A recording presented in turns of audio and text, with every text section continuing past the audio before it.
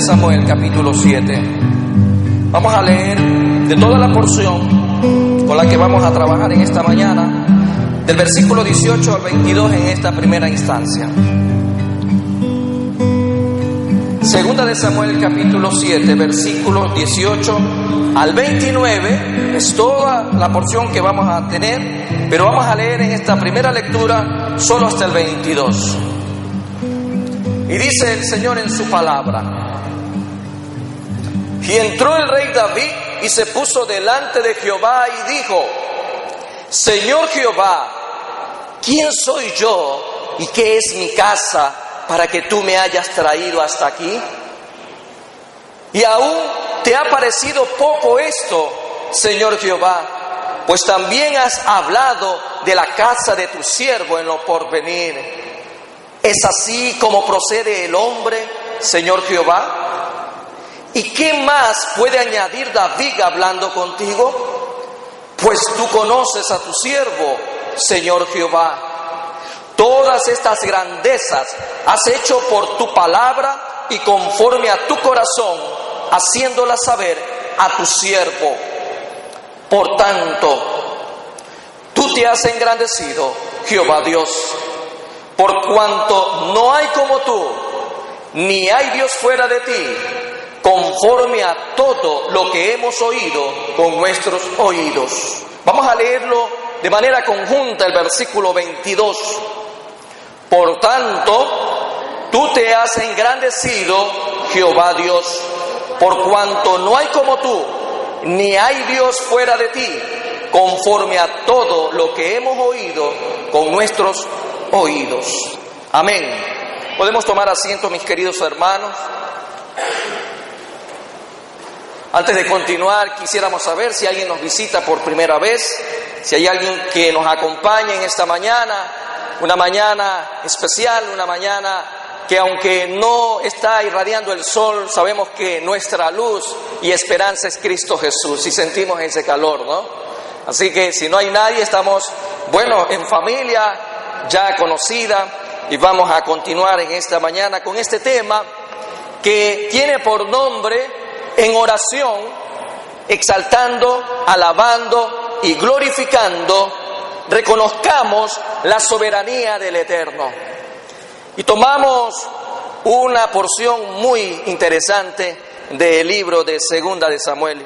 Y vamos a hablar solamente un par de párrafos referente a la síntesis que trae este libro en sí mismo. En el marco del segundo libro de Samuel encontramos que tras largos años de preparación, David finalmente subió al trono como rey de Israel. Es lo que abarca todo este libro hermoso que la palabra tiene. Dios había hecho pasar a David por muchas batallas. Desde el vientre de su madre, David había luchado intensamente. Ahora le tocaba a David tomar su lugar legítimo como el líder escogido de Dios para el pueblo de Dios. El libro de Segunda de Samuel incluye los hechos sobresalientes del reinado del rey David. Primero sobre el territorio de Judá y finalmente sobre toda la nación de Israel. Es lo que podemos mencionar acerca de este hermoso libro, que como lo dijimos la semana pasada, es un solo libro que está dividido en la historia de David. Prácticamente es lo que recoge todo el libro de Samuel en su contexto.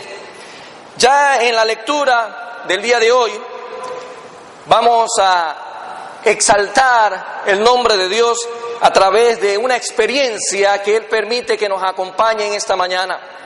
Después de cientos de años, ¿qué ocurre? Que la palabra de Dios sigue tan latente y la experiencia de David nos permite el día de hoy también sacar lecciones importantes de aplicación para nuestras vidas. La oración de David. Todo el capítulo 7 habla del pacto de Dios con David. Todo el capítulo, esos 29 versículos hablan específicamente de este pacto. Y en este hermoso capítulo encontramos una oración que realmente nos lleva a la reflexión y nos pone de una manera confrontativa al estilo de vida que tú y yo tenemos de manera diaria delante de Dios en el ámbito de la oración.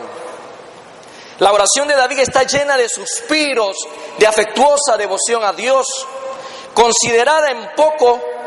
Él siempre lo consideraba de esta manera, consideraba en poco sus propios méritos. David tenía sus propios méritos en nada. Cuando tenemos algo de qué agradecer, siempre tenemos que tomar esta misma línea que tenía David. Todo lo que tenemos debe de ser considerado un regalo de Dios.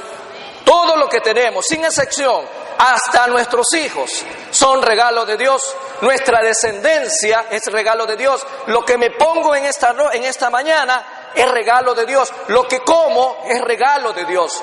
Todo, absolutamente, hasta los amigos son regalos de Dios. David habla alta y honrosamente de los favores que Dios le había dispensado.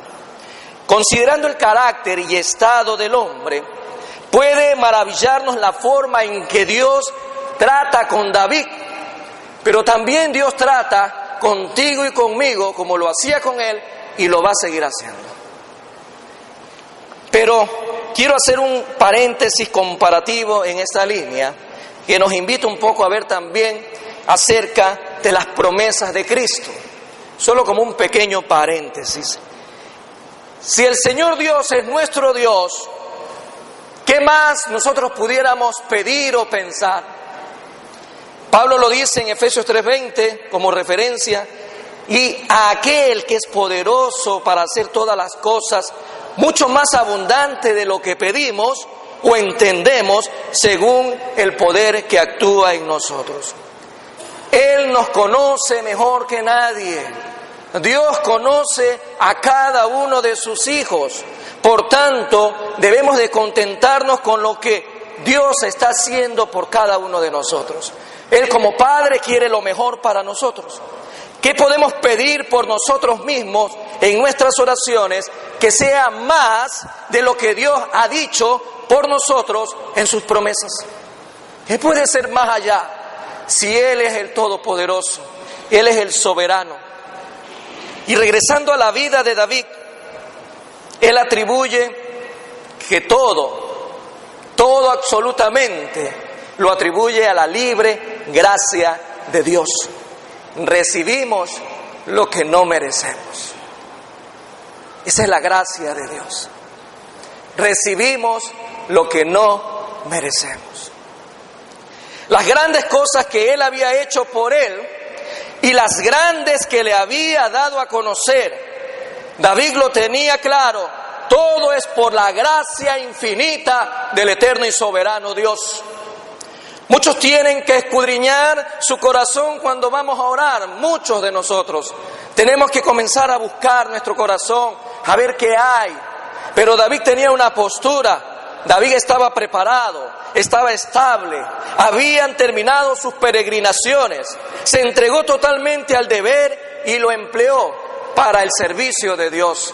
Él estaba preparado, porque hay algo que podemos rescatar de manera significativa en esta introducción.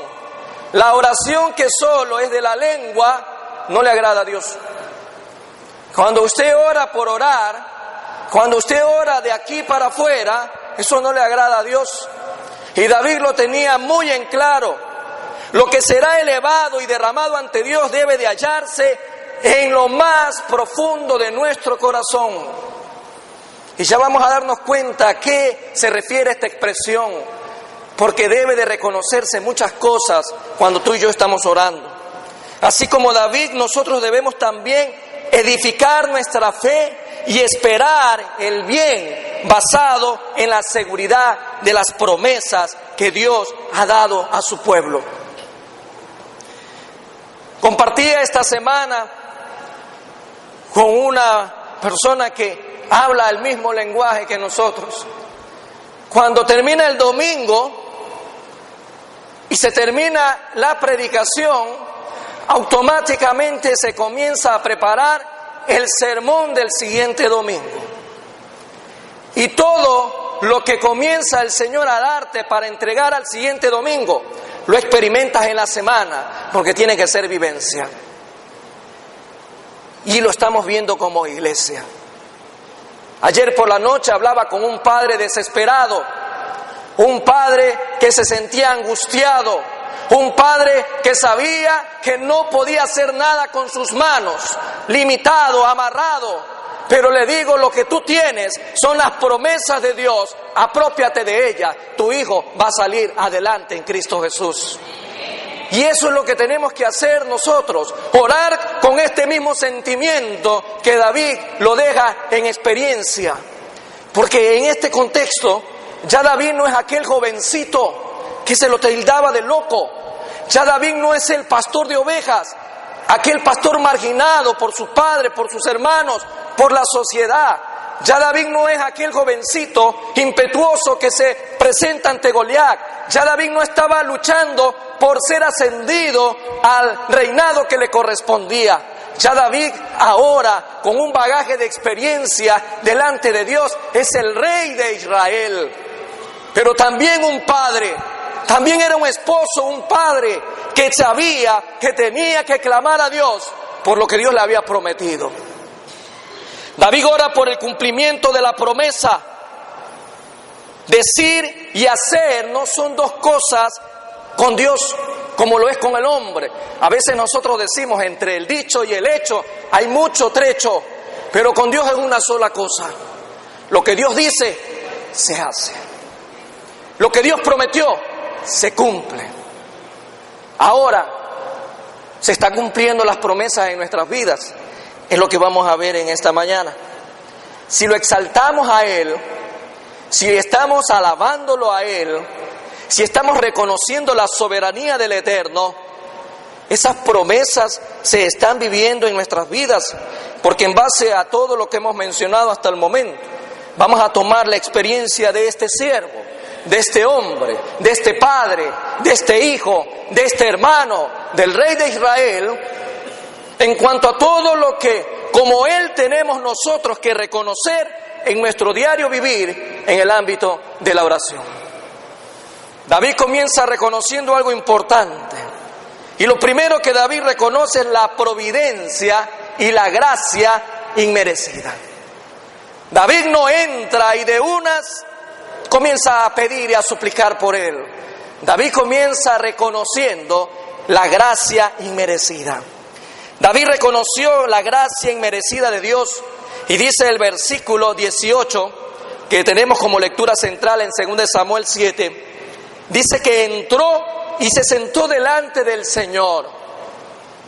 ¿Dónde entró David? David entra y se acerca a aquel lugar especial en donde estaba el arca.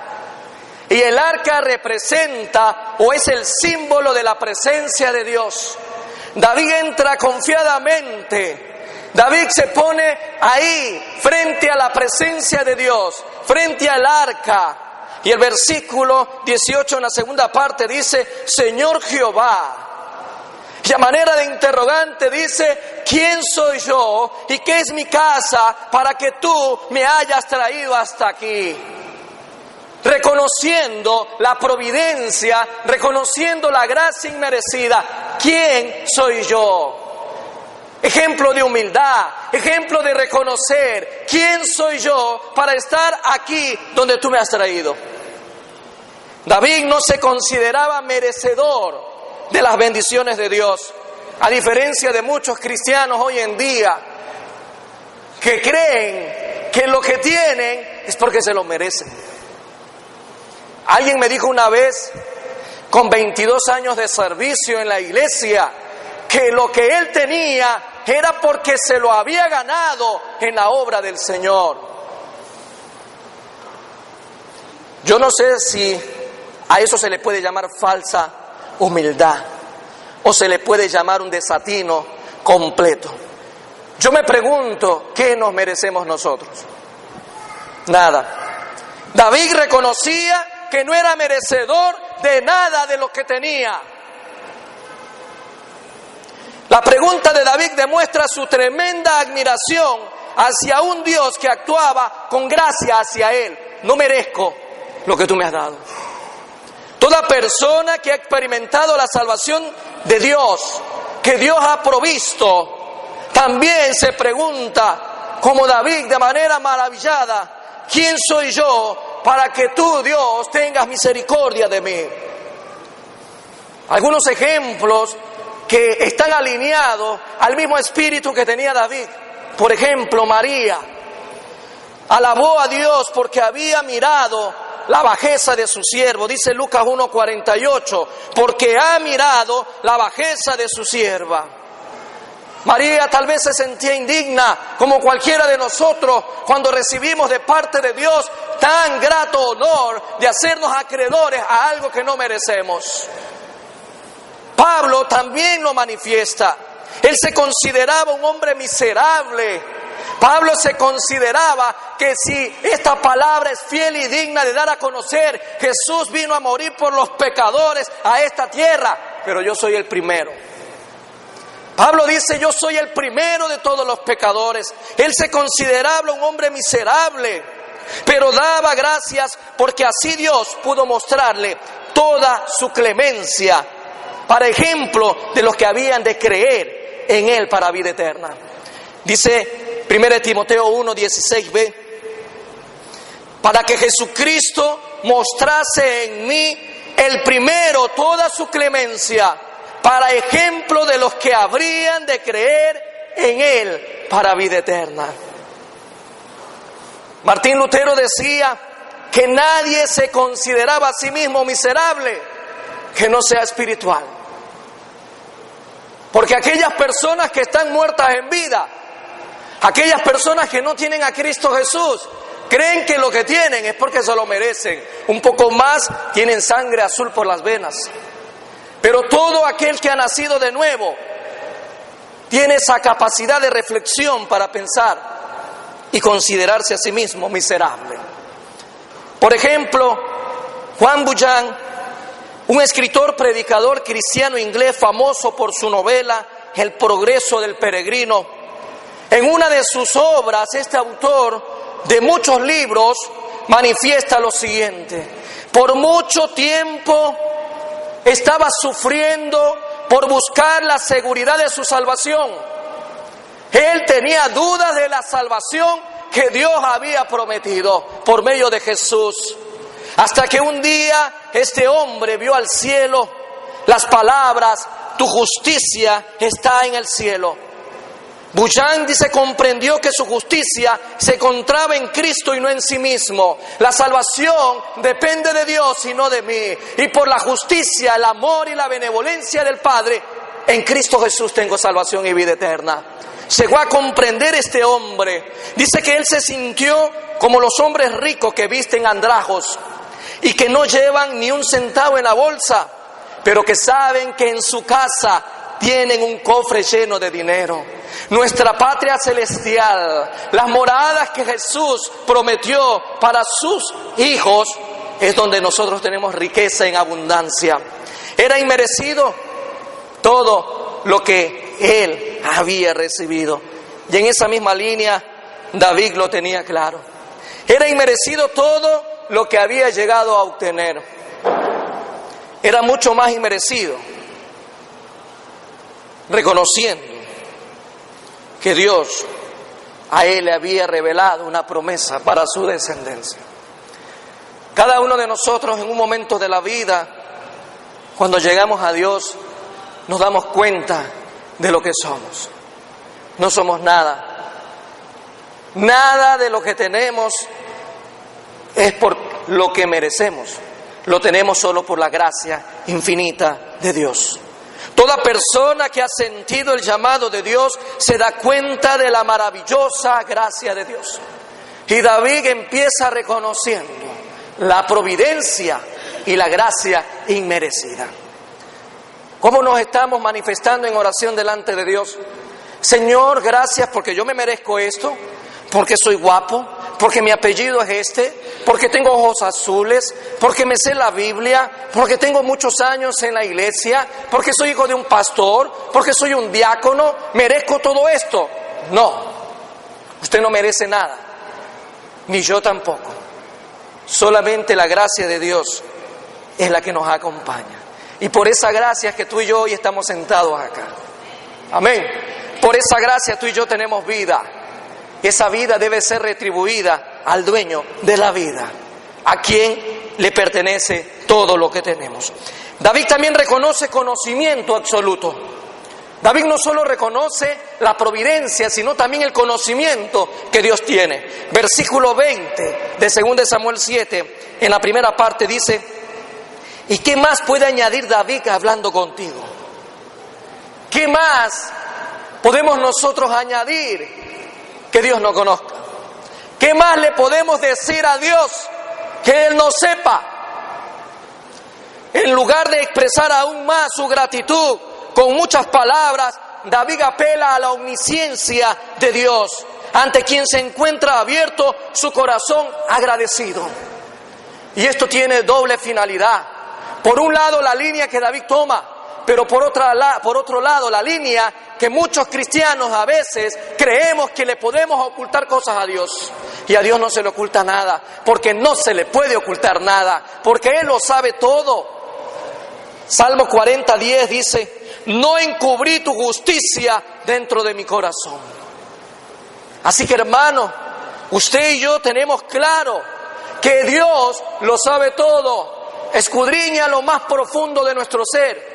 Pero hay gente que sigue insistiendo en que puede engañar a Dios llevando doble vida. David reconoció que Dios conocía cada aspecto de su vida. Él lo reconoció. Más adelante, en el mismo versículo 20, dice: pues tú conoces a tu siervo. Tú conoces a tu siervo, Señor Jehová. Tú conoces a tu siervo. David expresa este sentimiento del conocimiento divino de cada aspecto en la vida de él. Dios lo conocía. ¿Hay alguien presente en esta mañana que pueda decir: Dios no conoce esta parte de mi vida?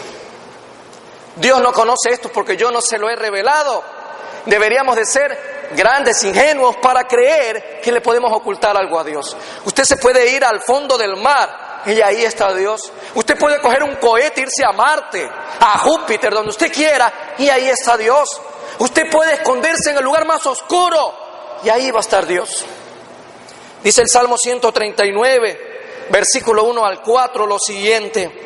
David manifestando en este sentir la omnisciencia, la omnipresencia, los atributos de Dios. Versículo 1 al 4 dice: oh Jehová, tú me has examinado y conocido. Tú has conocido mi sentarme y mi levantarme. Has entendido desde lejos mis pensamientos. Has escudriñado mi andar y mi reposo, y todos mis caminos te son conocidos. Pues aún no está la palabra en mi lengua. Y he aquí, oh Jehová, tú la sabes toda.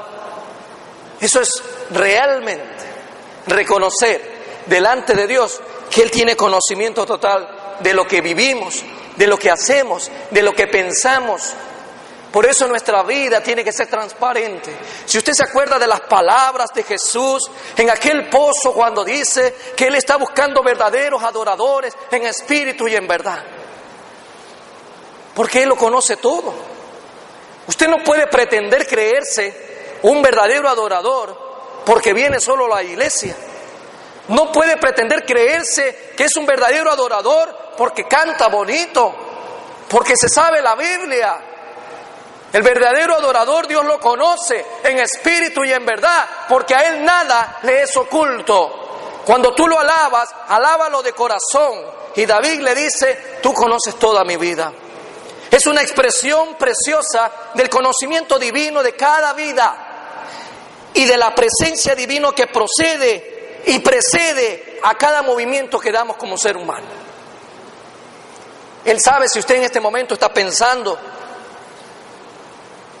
en lo que estamos hablando, o de repente en lo que dejó en la cocina, de repente en lo que va a hacer mañana en el trabajo. Él sabe si usted ahorita está pensando en base a lo que la palabra de Dios dice, o en base a lo que usted está viviendo en otro mundo.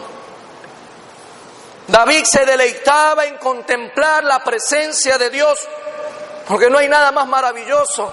Porque este mismo hombre dice, es mejor estar un día en tus atrios que 1000 fuera de ellos. David reconocía el placer que representaba a su alma el estar delante de la presencia de Dios y que él conocía cada aspecto de su vida, el conocimiento divino de cada momento que David había vivido desde el vientre de su madre. David estaba sufriendo y con Dios conocía todo. Tal es el corazón de los hijos de Dios. ¿Dónde están los hijos de Dios en esta mañana? A ver, vamos a preguntar nuevamente, ¿dónde están los hijos de Dios en esta mañana? Otra vez, porque parece que me han bajado el volumen del micrófono, ¿ya? ¿Dónde están los hijos de Dios en esta mañana? Ahí ya los escuché mejor, hermano. Recuerde que su pastor es medio sordo. Siempre acuérdese de eso. Él no escucha de este lado. Cuando usted hable con su pastor, hable fuerte de este lado. A ver, ahora sí, ¿dónde están los hijos de Dios? Ahí los escuché mejor, hermanos. Tercera cosa que reconoce David en su oración es que esa grandeza que Dios tiene es absoluta, total. David reconoció y confesó la grandeza absoluta de Dios, versículo 22, en 2 de Samuel 7. Por tanto, tú te has engrandecido, Jehová Dios, por cuanto no hay como tú, ni hay Dios fuera de ti, conforme a todo lo que hemos oído con nuestros oídos. Qué maravilloso es que cuando escuchamos la palabra de Dios, cuando leemos la palabra de Dios, cuando vivimos la palabra de Dios, no nos debe quedar duda, por pequeña que sea, de que hay otro Dios fuera de Dios. Él es el único, el omnipotente, el omnipresente. Por la palabra, por lo cual, o por tanto, o por cuanto, es decir, porque has hecho esto. David reconoce la grandeza absoluta de quien recibe su alabanza. Tú estás reconociendo a Dios cuando estás orando, cuando estás pidiendo por algo, que Él es grande y no hay Dios fuera de Él. De repente en tu vida hay ídolos, de repente en tu vida hay dioses chiquitos, de repente tu vida está fragmentada, de repente en tu diario vivir tú estás destinando tus talentos y tus dones a esos dioses que has levantado alrededor tuyo. Y ahí tenemos que mirar. David decía, mi vida es para ti, todo es para ti, todo lo que tengo es tuyo, mi vida es tuya. Se expone como resultado de la propia experiencia que David tenía. Dios es grande cuando manifiesta la grandeza de su gracia a los hombres y la lleva a reconocer. Y en estas grandes obras Él prueba la naturaleza incomparable de su deidad, o que solo Él es el verdadero Dios.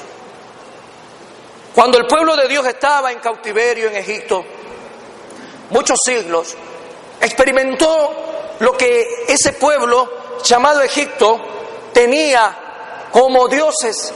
Veía que era pueblo politeísta. Y cuando Dios envía a sacar a su pueblo, se manifiesta a través de grandes señales y grandes prodigios, que solo hay un Dios. No solo para el pueblo de Israel, solo hay un Dios en toda la creación. Y nadie puede estar por encima de Él. Cuando dice Éxodo 15:11 como referencia, ¿quién como tú, oh Jehová, entre los dioses? ¿Quién como tú, magnífico en santidad, terrible en maravillosas hazañas, hacedor de prodigios? ¿Quién como tú? David no acudió a otra fuente. David acudió a la única fuente soberana de bendición para su vida, y es Dios. Y lo veíamos la semana pasada también a través de la historia de Ana. Ana acudió al único camino donde podría encontrar bendición para su necesidad. Y acá se complementa en Deuteronomio 4:35. A ti fue mostrado para que supieses que Jehová es Dios y no hay otro fuera de Él. No hay más. David lo está reconociendo. David era el rey sobre una nación y dueño de muchas riquezas. David veía alrededor suyo y veía riquezas, posesiones, veía todo lo que tenía. Era el rey de una gran nación. Pero David, lo que realmente tenía era lo grande de su Dios. Cuando tú miras alrededor de lo que has alcanzado, puedes tener muchas posesiones, puedes ser una persona muy intelectual, muy inteligente, con grandes posesiones alrededor tuyo, pero ¿qué es realmente grande para ti? David dice, para mí lo grande eres tú, Dios. Todo lo que tengo es minúsculo, insignificante delante de la grandeza de Dios. Y el Salmo 23, David declara que por tener a Dios como su pastor, era todo lo que necesitaba. Porque Jehová es mi pastor, nada me faltará. ¿Cómo puede decir eso un hombre tan rico? ¿Cómo puede decir hoy en día un hombre que tiene un buen trabajo, que tiene buenos ahorros, que tiene buenas posesiones, solo reconociendo que lo que tiene no es nada frente a la grandeza del soberano Dios? David decía, tú eres mi pastor, nada me faltará. Era todo lo que necesitaba David. ¿Qué es lo que tú necesitas hoy? ¿Qué es lo que tú estás necesitando en este momento? ¿Qué necesitas para realmente reconocer que todo le pertenece a Dios? Si Dios es tu pastor, nada te va a faltar, nada te faltará, todo Dios lo provee. No era el poder de David, no eran sus riquezas, no era su fama la que llenaba su vida, sino la grandeza del Dios omnipotente. Jonathan Edwards, quien fue un instrumento del gran avivamiento que tuvo lugar en Estados Unidos en el siglo XVIII, tuvo un despertar en su corazón después de leer esta porción. Primera de Timoteo 1:17. Por tanto, al Rey de los siglos, inmortal, invisible, al único y sabio Dios, sea honor y gloria por los siglos de los siglos. Amén. ¿Lo puede volver a leer en esta mañana? ¿Sí? ¿Lo podemos leer congregacionalmente? ¿Sí? Y vamos a leerlo nuevamente. Primera de Timoteo 1:17. Por tanto, al Rey de los siglos, inmortal, invisible, al único y sabio Dios, sea honor y gloria por los siglos de los siglos. Amén. La grandeza del Dios Todopoderoso es absoluta. ¿Qué más reconoce David? Que también hay una grandeza sobre su pueblo. No solamente él lo veía a título personal, no solo lo veía para sí mismo, lo veía también a nivel de todo el pueblo. Reconoce la relación especial del pueblo de Israel, que también era una relación de gracia inmerecida. Dios te escogió a ti, me escogió a mí como parte de su pueblo. El pueblo de Dios es la iglesia de Cristo. Esa iglesia que debe de sentirse realmente bendecida. Una iglesia por la cual Él va a venir. Muy pronto viene por su amada esposa, nuestro Salvador. Viene a verla vestida de blanco. David está enseñando a través de su oración de que hay una relación especial de ese soberano Dios con su pueblo. Y hoy en día no es la excepción. Se sigue manteniendo esa misma relación del soberano y eterno Dios con la iglesia. La pregunta de esta mañana es, ¿dónde está la iglesia de Cristo? ¿Dónde está el pueblo de Dios? Porque es lo mismo. Y en este contexto el versículo 23 dice, ¿y quién como tú, pueblo, como Israel, nación singular en la tierra? porque fue Dios para rescatarlo por pueblo suyo y para ponerle nombre y para hacer grandezas a su favor y obras terribles a tu tierra por amor de tu pueblo que rescataste para ti de Egipto, de las naciones y de sus dioses. ¿De dónde Dios te sacó, hermano? ¿De dónde? ¿De qué inmundicia Dios te sacó? Ay, pastor, no diga así. Si yo era un buen ciudadano, yo no decía malas palabras, yo era un buen esposo, un buen padre. Sí, puede decirme todo eso, pero si Cristo no está en su vida, usted era un muerto viviente condenado a eterna destrucción y separación del Dios vivo y verdadero. Porque solo hay un camino y solo hay una verdad, y ese camino es Jesús. Así que si usted no estaba en Jesús, usted estaba esclavizado y estaba tan hundido en la inmundicia del pecado. Así usted me venga a decir que era el mejor ciudadano en este Ecuador. Cuando dice Pablo,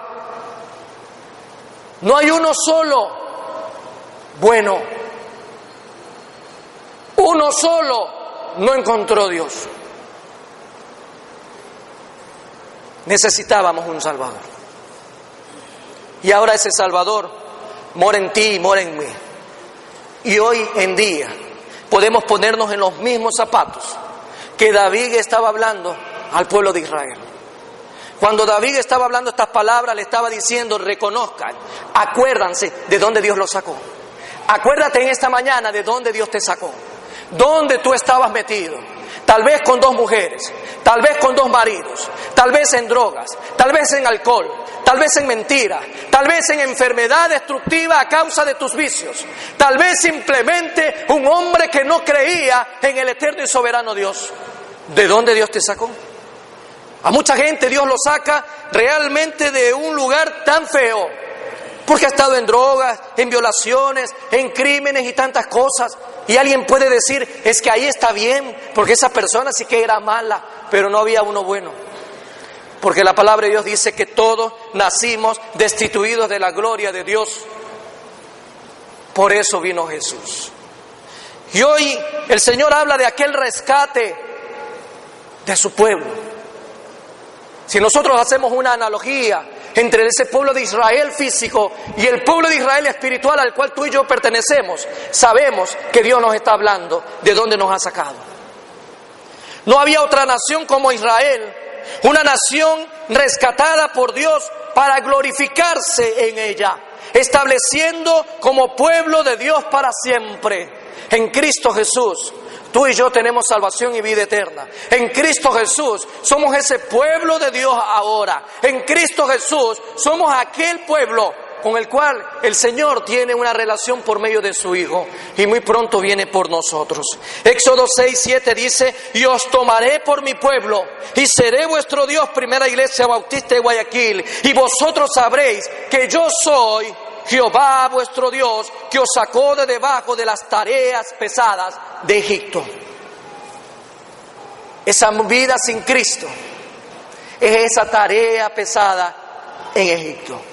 Esa vida sin Cristo representa la esclavitud. Esa vida sin Cristo representaba condenación. Esa vida sin Cristo estaba representando el cautiverio que físicamente el pueblo de Israel vivió y que espiritualmente hoy en día la sociedad está viviendo. David reconocía esa relación muy estrecha entre Dios y su pueblo. Pero finalmente uno llega a la esencia y al corazón que tiene este sermón. David primero reconoce la providencia y la gracia, reconoce el conocimiento total, reconoce la grandeza absoluta, reconoce la grandeza en la relación de Dios y su pueblo, y ahora suplica, y ahora se postra. David había comenzado sintiéndose ofendido porque Dios habitaba en una tienda. David ahora se siente humillado por el reconocimiento de la grandeza del soberano Dios. Siente la necesidad de suplicar, siente la necesidad de que Dios siga afirmando su casa sobre la cual Dios había prometido bendiciones. Versículo 25 al 27 de 2 Samuel 7 dice: Ahora pues, Jehová Dios, confirma para siempre la palabra que has hablado sobre tu siervo y sobre su casa, y haz conforme a lo que has dicho. Que sea engrandecido tu nombre para siempre y se diga, Jehová de los ejércitos es Dios sobre Israel, y que la casa de tu siervo David sea firme delante de ti. Porque tú, Jehová de los ejércitos, Dios de Israel, revelaste al oído de tu siervo diciendo, yo te edificaré casa. Por esto tu siervo ha hallado en su corazón valor para hacer delante de ti esta súplica. Súplica. ¿Cómo es tu oración, hermano? Cuando tú estás orando en la intimidad, en lo secreto, no en público, ¿no? Porque en público a veces nos creemos grandes sino actores de Hollywood. En lo secreto, donde nadie te ve, donde tú estás con Dios, solamente está Dios y estás tú. ¿Cómo es tu oración? ¿Cómo es tu oración? Hay unos que oran como la Llorona. Hay unos que oran como aullando. Hay unos que oran en lamento. Hay unos que oran con sueño, pero por 3, 4, 5 segundos. Esta oración que hemos analizado hasta el momento es una oración bastante interesante. Es una oración con esencia. Es una oración que tiene contenido, que tiene experiencia, que tiene vida, que tiene necesidad. David está suplicando ahora.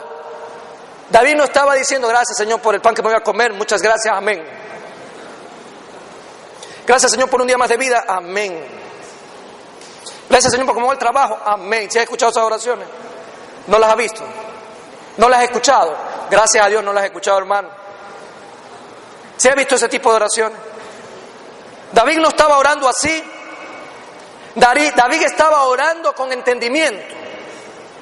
David estaba orando con una causa clara en su vida, con una súplica. David estaba orando como buen padre por su casa, por su familia. David no estaba pidiéndole al Señor, Señor, cámbiame el carro este año. Señor, llévame a Disney este año. Señor, que me aumenten el sueldo este año. No estaba orando por eso. David estaba orando por su casa, por su familia, por su descendencia. David estaba peleando las promesas que Dios había prometido. Esa es la oración de este hombre. Pero bueno, es que ahora como todo ha cambiado, ya la iglesia es light, los cristianos son light, todas las oraciones son light. Mi hermano querido, déjame decirte con todo respeto, Dios no se agrada de esa vida. David le dice a Jehová y enfatiza en esta expresión, Jehová de los ejércitos, Shaddai, Sabaoth, Todopoderoso, Jehová de los ejércitos, yo estoy delante de ti. Tus huestes son los ejércitos angélicos alrededor mío. Yo estoy reconociendo delante de ti que eres el Todopoderoso y ante ti me postro en esta mañana, porque tú vas a vencer a todos mis enemigos. Tú vas a vencer a todo aquel que me calumnia, a todo aquel que me difama, todo aquel que se levanta pensando que me va a destruir.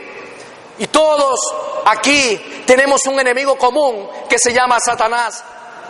Y el único objetivo de Satanás es destruirte, arrastrarte al mundo con sus engaños y una vez que estés en el mundo, pisotearte hasta destruirte y no dejarte nunca nada.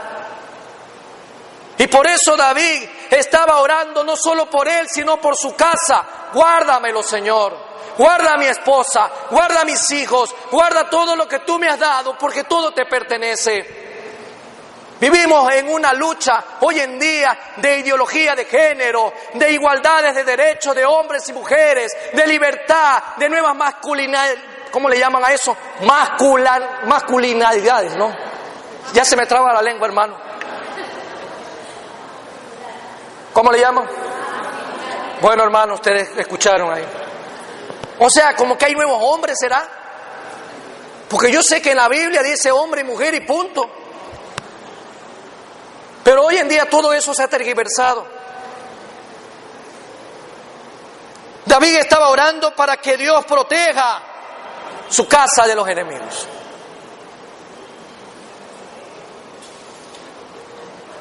Hay una expresión cuando él dice: por esto tu siervo ha hallado en su corazón valor. Valor. Subraya esa palabra en la Biblia, valor. Valor para hacer delante de ti esta súplica. Súplica. Valor, ¿en dónde lo vamos a encontrar? En lo que Dios ha prometido. Y Dios nos ha prometido a nosotros aquí muchas promesas, demasiadas promesas. Y David halla valor en las promesas que Dios ha hecho. Por eso vengo a suplicar. Hace hincapié en esta oración en lo que tú has prometido. ¿Qué has prometido? ¿Qué me has prometido, Señor? ¿Qué has prometido a mi familia, a mi vida? Versículo 28 le dice: ahora pues, Jehová Dios, tú eres Dios y tus palabras son verdad. Y tú has prometido este bien a tu siervo. Tú has prometido este bien a tu siervo. Dios envió la promesa a propósito para ser usada. Según algunos entendidos, yo no sé si usted las ha contado conmigo, 3.579 promesas aproximadamente. En ese entonces, en el tiempo de David, no estaba todavía todo lo que está escrito en este canon. Pero David creía que al presente todas las promesas que Dios había hecho hasta ese momento eran reales. Dios envió la promesa a propósito para ser usada. Ejemplo, si yo tengo una nota del banco XYZ de Ecuador, una promesa por cierta cantidad de dinero, la tomo y la uso, y punto. Así quiere Dios en esta mañana que usted y yo entendamos que podemos usar las promesas que Dios nos ha hecho, porque a Él no le agrada que usted no se adueñe de las promesas. David se adueñó de las promesas. David puso en circulación las promesas de Dios. ¿Cuántas promesas de Dios hemos puesto nosotros en circulación en nuestras vidas? Él ama ver a sus hijos sacar las promesas que están en su palabra y poderlas vivir. Señor, me has prometido. Señor, has prometido. Y el Señor va a glorificarse porque Él va a cumplir sus promesas. En este tipo de oración que se apropia de la promesa de Dios, solo porque Dios lo prometió, no significa que poseamos algo. ¿Cómo explicamos esto? Las promesas de Dios están ahí para todo su pueblo. ¿De cuántas usted se ha apropiado? Puede ser que usted hasta el momento no se apropie de ninguna, porque no lee la Biblia, porque no ora, porque no tiene intimidad con el Señor, porque simplemente su vida cristiana versus la vida que Dios demanda no es la misma. A través de este tipo de oración con fe, el ejemplo que David deja es que Dios promete y nosotros nos debemos de apropiar. Apropiémonos de las promesas sin más pérdida de tiempo. Por ejemplo, podemos apropiarnos de la promesa del perdón. Alcen la mano los pecadores en esta mañana. Solo los pecadores. Los santos no alcen la mano. A ver, déjenme ver la mano de los pecadores. Déjenme ver por bien, ¿ah? Por si acaso hay algún santo más aquí, ¿no? Bien. Dice 1 de Juan 1:9, si confesamos nuestros pecados, Él es fiel y justo para perdonarnos. Apropiémonos de la promesa del perdón. Perdón, como anda por ahí en estos días, lo que es arrepentimiento, ¿no? Usted pide perdón cuando está arrepentido. Arrepentimiento no es llorar, arrepentimiento es cambiar. Usted cambia porque está arrepentido y ha pedido perdón. Apropiémonos de las promesas de paz Mucha gente vive en inseguridad. Uy, la tierra tiembla, uy, la tierra tiembla, se vuelve a mover la tierra, se le dispara la hormona del cortisol y está asustado y está por aquí, por allá cada rato. Y no vive en paz y vive en intranquilidad, en zozobra. Apropiémonos de las promesas de paz. Yo estoy enumerándole algunas, hermanos. Usted puede sacar las demás en su casa. Juan 14:27. La paz os dejo, mi paz os doy. Y yo no la doy como el mundo la da. Dios da por medio de Jesús una paz distinta. Apropiémonos de la promesa de que Él nos guía. Salmo 32:8. Te haré entender y te enseñaré el camino en que debes de andar. ¿Qué mejor guía que nuestro Padre Celestial? Apropiémonos también de la promesa de crecimiento, de ese crecimiento personal. Muchos, a pesar de los años, han quedado enanos espirituales. Esos enanos que andan por ahí con 40 años de vida en la iglesia. Y usted los ve, son chiquititos todavía. Pero el Señor dice aquí que el que comenzó en vosotros la buena obra la va a perfeccionar hasta el día de Jesucristo. Apropiémonos de la promesa. Señor, tú me has prometido crecimiento. Yo no quiero quedarme enano, no me quiero quedar chiquito, quiero crecer espiritualmente. Apropiémonos de las promesas de la ayuda. Él está ahí para ayudarnos. Acerquémonos confiadamente ante el trono de la gracia. La oración que David deja hoy está basada y sustentada en que todo lo que Dios ha prometido es verdad. ¿Cuántos creen que la palabra de Dios es verdad? A ver, solo los que creen, los que no creen, quédense callados. ¿Cuántos creen que la palabra de Dios es verdad? Qué bueno, hermano. David también se sustentó en su oración en esta verdad. En una verdad que solamente viene de Dios. La verdad absoluta. La verdad absoluta. ¿Dónde está cayendo en esta mañana tu vida? Terminamos con este versículo. Versículo 29 dice, de 2 Samuel 7, ten ahora a bien bendecir la casa de tu siervo, para que permanezca perpetuamente delante de ti, porque tú, Jehová Dios, lo has dicho, y con tu bendición será bendita la casa de tu siervo para siempre.